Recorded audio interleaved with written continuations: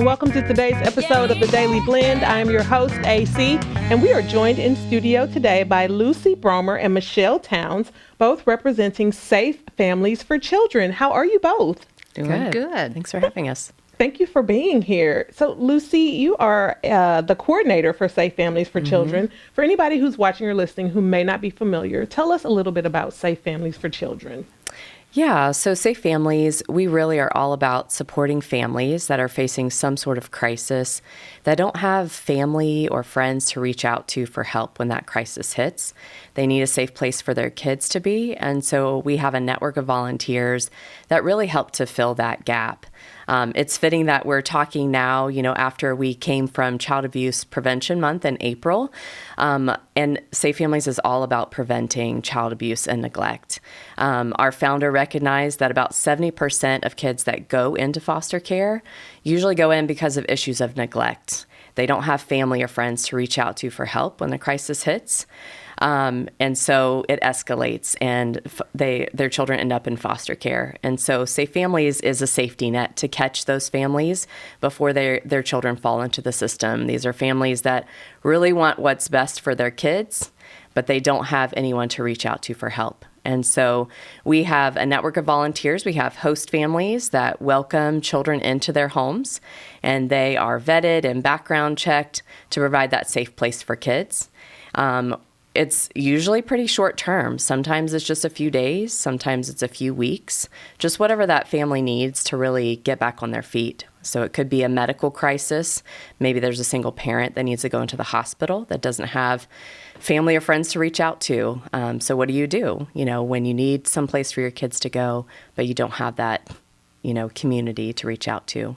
And so we help support those families, providing community while they're facing that crisis and needing that support. And so we surround them with case management support and with our volunteers providing that safe place for those families. Wow, this is really interesting. It has to be a pretty quick turnaround process, I would think. Yes.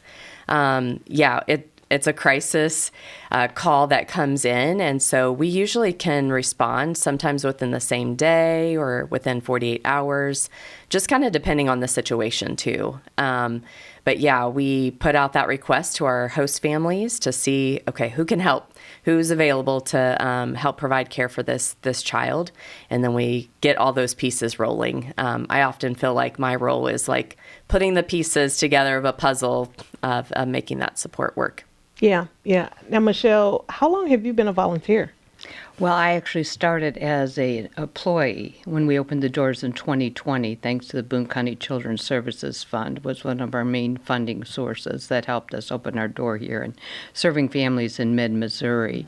And I retired from Safe Families about a year ago, but I'm back as a contract worker now and help raising awareness and funds, which I really enjoy doing. It's always been my niche. For the last 20 years, I've served families and children and nonprofits, and my heart goes out to families that are struggling, and we all know there's so many in our community that are. And it's been just a pleasure to walk alongside Lucy and see her do all the really hard work, feet on the ground, getting the volunteers in line, and I just get the joy of raising money. Which is, not easy to do, Michele. No, but, I'm not afraid to ask. So Yeah. that's one of my things that I like to do. And we're going to be part of this year's Tigers on the Prowl event in October. So October 17th, Friday. I think it's called the Wyndham Inn that took over the Executive Center. We've all got to get used to saying that. Yeah. I know. It's difficult. So excited to be part of that. So if anybody's interested in tickets, they could contact me. It's $150 per person. It's a fun event. Have you ever been? You should come. I should come this year. Yes, I'm going to invite you. I haven't been in years, since it first started. And it's grown so much since then. It has grown a lot. It's grown so much since then. So because this is the kind of organization where I imagine awareness, you guys have got to push awareness for this really, really hard. Because you need people to know about it, because you never know when a crisis situation like this is going to hit anybody and they're going to need the service. So what's your main way to get this kind of awareness out? Because it's really important that the awareness exists. Yeah, we do that in a variety of ways. We, of course, have a social media presence on Facebook and Instagram. We also just connect with local agencies in the areas that are already working with families and children, so they're aware of us.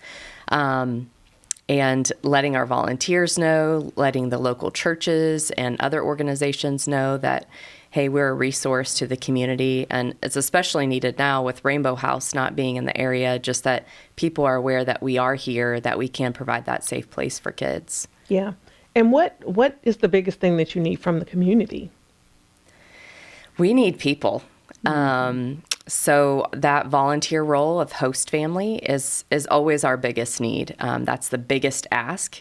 We realize that it's a big role to fill. That it's someone who is willing to take in kids, to host them temporarily. It could just be during the day. It could be overnight, providing that safe place for kids. They go through a similar vetting process as if you're doing respite for the foster care system. So there's application, references, background checks, a home assessment.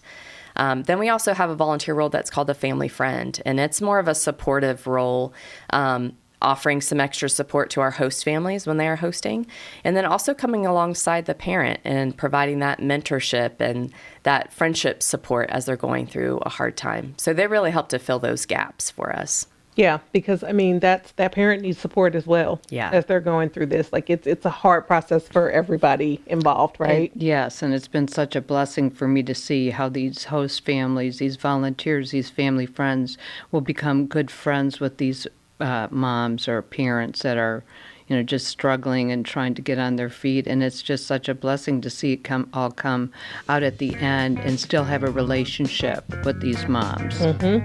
Well, I know that if people want more information, they can go to midmissouri.safe-families.org, and that can direct them to your chapter of Safe Families. And you guys are present on all the social media, right? They can find you at Safe Families Missouri, right? Mid-Missouri, Mid-Missouri.